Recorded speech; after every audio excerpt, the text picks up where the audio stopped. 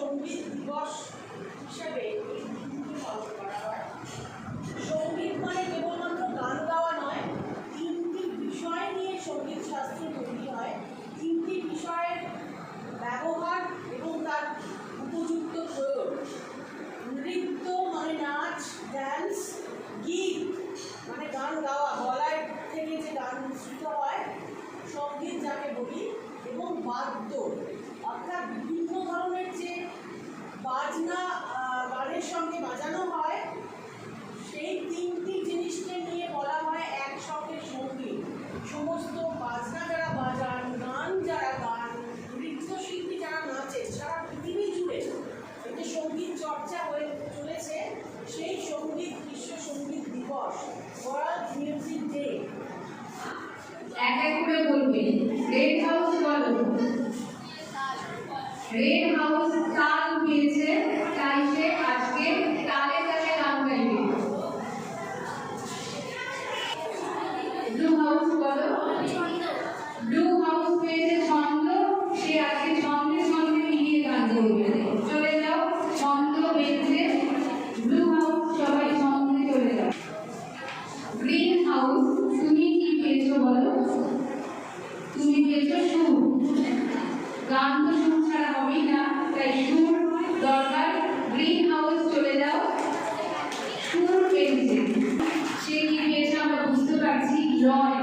লয় ছাড়া আমাদের জীবনই চলতে পারে না, লয় তো সবসময় দরকার, লয় বজায় রাখা দরকার। ইয়েলো হাউস চলে যাও, লয় নামে পেয়েছে।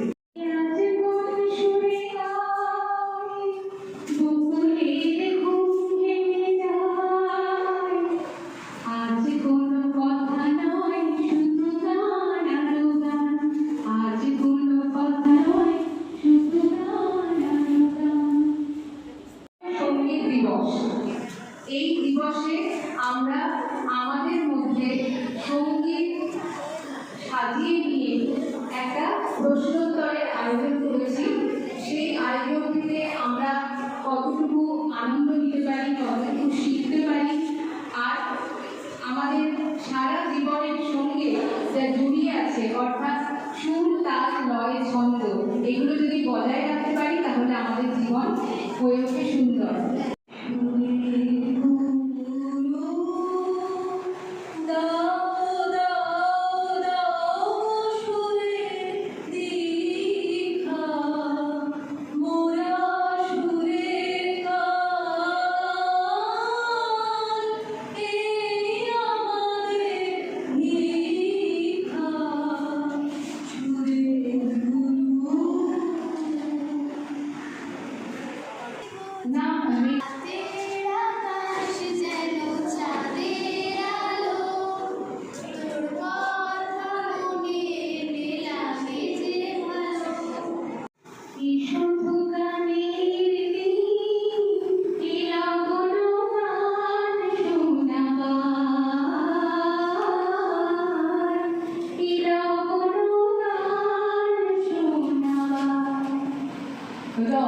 র দিয়ে গাইতে হবে, শুনবে